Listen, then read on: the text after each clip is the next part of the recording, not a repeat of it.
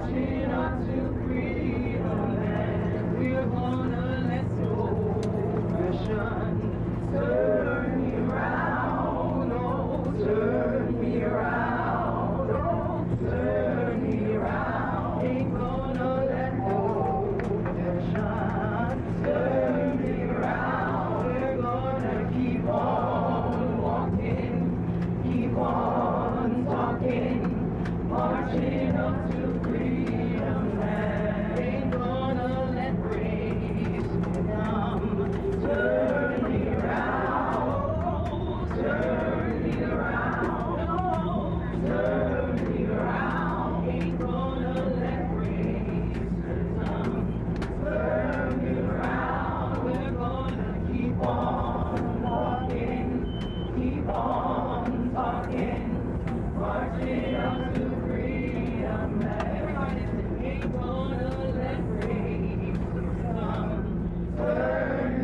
me around, oh, turn me around, turn me around. Ain't gonna let racism turn me around. We're gonna keep on walking, keep on talking, walking up to freedom land. Ain't gonna let justice turn me around, turn me around, turn me around. Ain't gonna let injustice turn me around. We're gonna keep on walking, keep on talking, marching up to freedom land. Ain't gonna let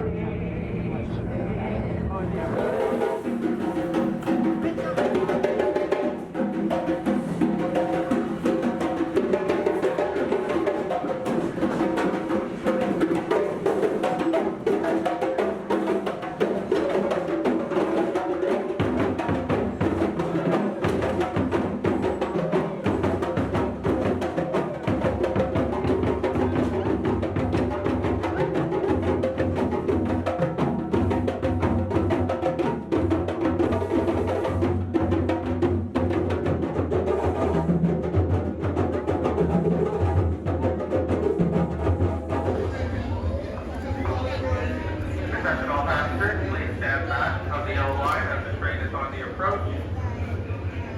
Please stand back of the yellow line as the freedom train is on the approach.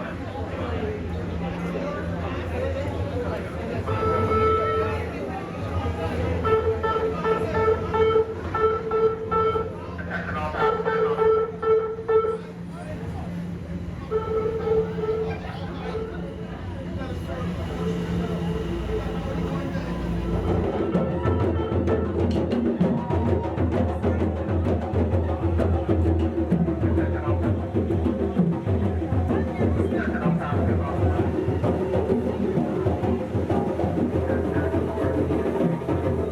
Freedom train, welcome aboard.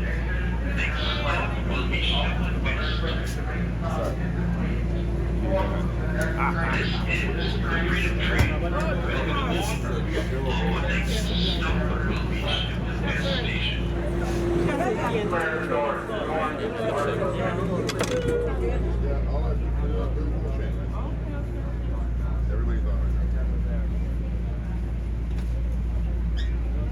You're gonna hear.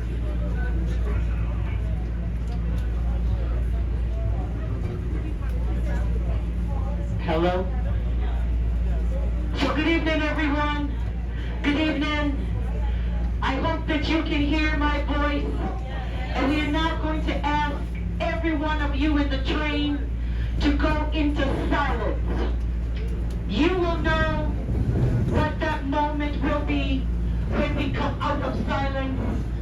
But the important thing for us is to reflect why we're here. What are we emancipating from? What are moments of liberation? I want us to think of all those who came before us and those who are yet to come.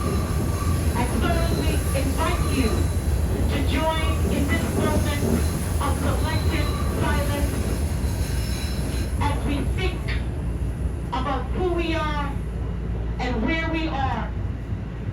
moment.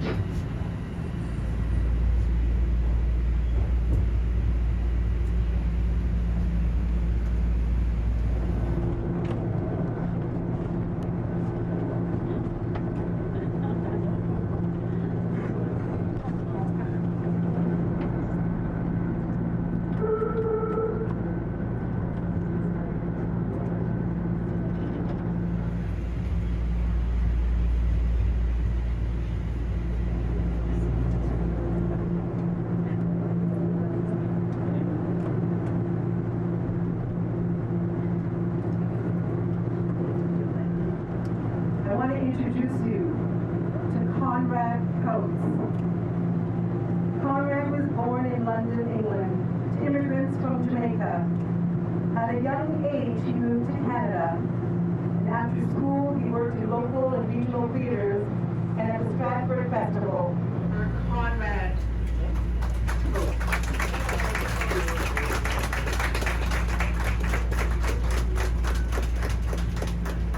The story of Joe, a chance to run.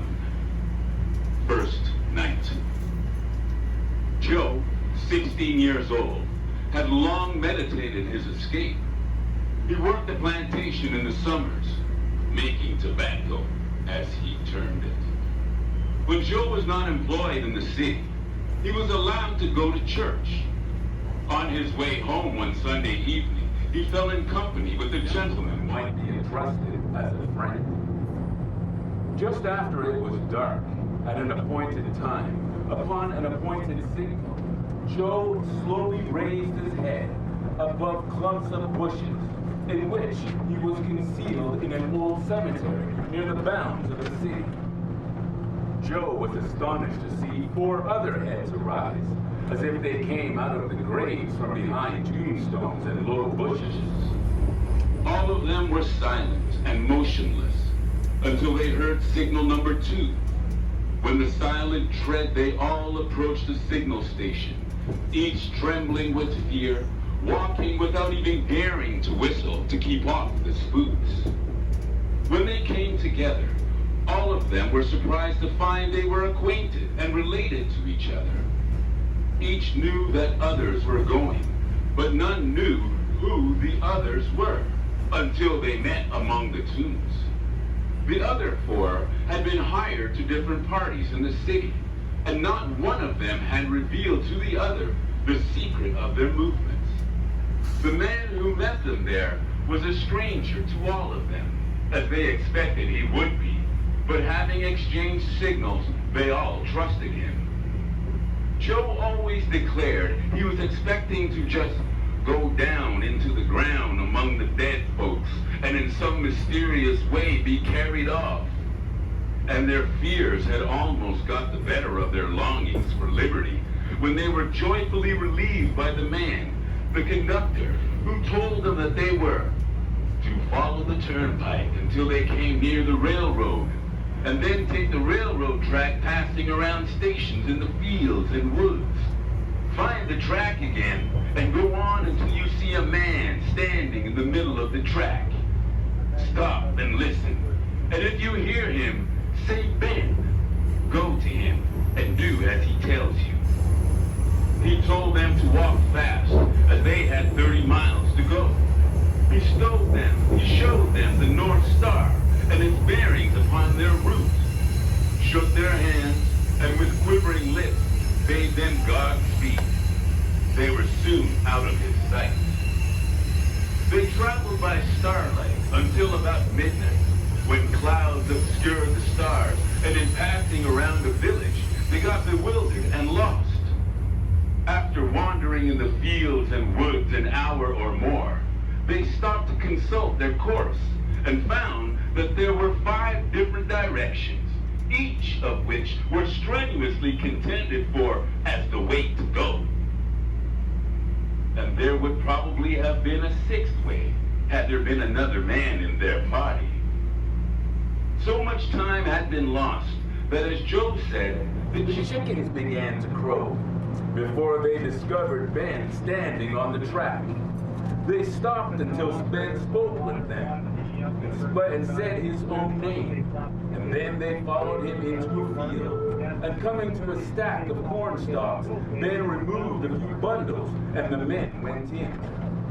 The women were secreted in a similar place, and after a hearty breakfast provided for them by their host, they all lay down and slept soundly.